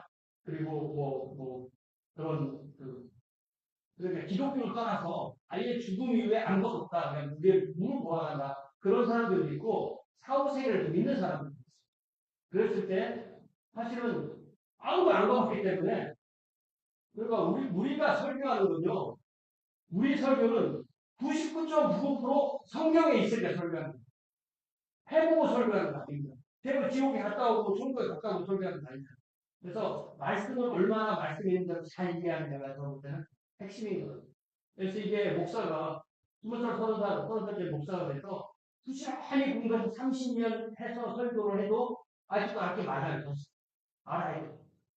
어제 오늘 사이에 깨달은 많으니까 제가 그 더블 엑소도스에 대해서는 묵상해도 그렇게 맞는 것 같아요. 그들이 이집트의 눈에 보이는 거하고 음부의 영적의 세계가 딱 겹치는 거예요. 근데 하나님께서는 교리적으로 우리가 충분하게 이해를 하고 과정을 설명할 수 없을지라도 그리스도 안에서 이루신 거잖아요. 성령으로 거듭나게 이루신 거기 때문에 그러나 제 얘기는 성경에 기록되어 있다는 목사라면 목사님 최소한 성령께서 우리에게 이런 걸 가르쳐 주고 싶어 하지 않으신 이런 마음입니다. 그래서 제가 맨 처음에 가진 질문은 내가 지옥에 안 가는데 왜 안 가지? 이거에 대한 답을 내가 설명을 해줄 수 있을까? 여기서 출발한 게, 요 질문을 가진 게 한 4, 5년 돼요. 우리 안정만 목사님께 거의 비슷하게 배웠잖아요. 아주 다양하고. 그런데 이거를 메이저 조직신학자의 조직신학책에 좀 반대하고 있는 것을 깜짝 놀랐어요. 네. 같은 얘기 3번 나오는데. 네, 여기 우리 사모가 목사님 오늘 하신 게 저희도 그렇게 알고 있었다고. 그렇죠. 그렇게 가르치는 교회들도 있다니까. 근데 이게 지금 내용이 어디서 들어가면 곰곰이 생각해 보니까 3년 전에 장동수 목사님 보셨잖아요. 아들. 그분이 그거에 대해서 다시 하나. 죽음에 대해서 얘기. 그래서 동방교회 신학에 대해서 많이 연구하시고 동방교회 이걸 처음부터까지 거의 맞게 가르쳐요. 근데 로마 가서는 방탈 망쳐놓으니까 개식을 통째로 버려버려요. 그랬다가 예를 들면 요거와 관련해서 휴스턴에 있는 우리 한국인 목사님이 영어로 요거에 대한 논문 에이스하덴 에크네크론 그다음에 부제는 죽은 자들 가운데 산다는 것이 무엇일까? 그걸 써서 논문 영어로 300페이지 쓰고 금년 5월에 졸업했는데 제가 지금 그러니까 그런 논문을 읽어보면 굉장히 명확하게 오늘 저를 PDF로 전화해가지고 아니 PDF로 해줄 수 있어요. 요거 그대로 줄 수 있고 동영상도 지금 찍고 있으면 그대로 줄 수 있어요. 저는 한 가지만 네. 근데 저는 약간 헷갈리는 게 지금 우리가 이제 예수를 잘 듣다가 죽은 사람 근데 왜 성경에서는 그런 사람들에 대해서 잠자는 자들이라고 잠잔다는 표현은 몸이잖아요. 몸이. 네. 그리고 그 영혼은 진짜 하나님이다. 그래서 그거 갖다가 중세 종교교육 시대는 영혼 수면설이라는 거예요. 자는 자들이랑 표현이 있으니까 영혼 수면설이라는 걸 만든 거예요. 근데 그때 이미 종교교육 시기에도 영혼 수면설을 가르치는 이단이다. 근데 일부 대침예교들이 영혼 수면설을 가르쳤기 때문에 그래서 대침예교는 이단이다. 이렇게. 그거는 몸이 이 땅에 묻히는 것을 단다고 해요. 결국에서 예수님 재림하실 때 태어난 혈당과 함께 변화되리라. 네. 네. 그래서 공복에 가는 거고 놀라운 게 데살로니가 전서 4장 14절을 잘 보면요. 이와 같이 예수 안에서 사는 자들도 하나님이 그와 함께 데리고 오시라고 해요. 이게 굉장히 다른 바인데 우리가 종말론에 대해서 우리가 계속 속는 이유가 뭐냐면 예수님 재림 따로 하나님 강림 따로 구별해서 알고 있습니다. 그러나 데살로니가전서 4장 14절은 하나님의 강림에 예수의 재림이 포함되어 있습니다. 이거 우리가 모르면 계속 속고 잘못 가르칠 수 있습니다. 그만하겠습니다.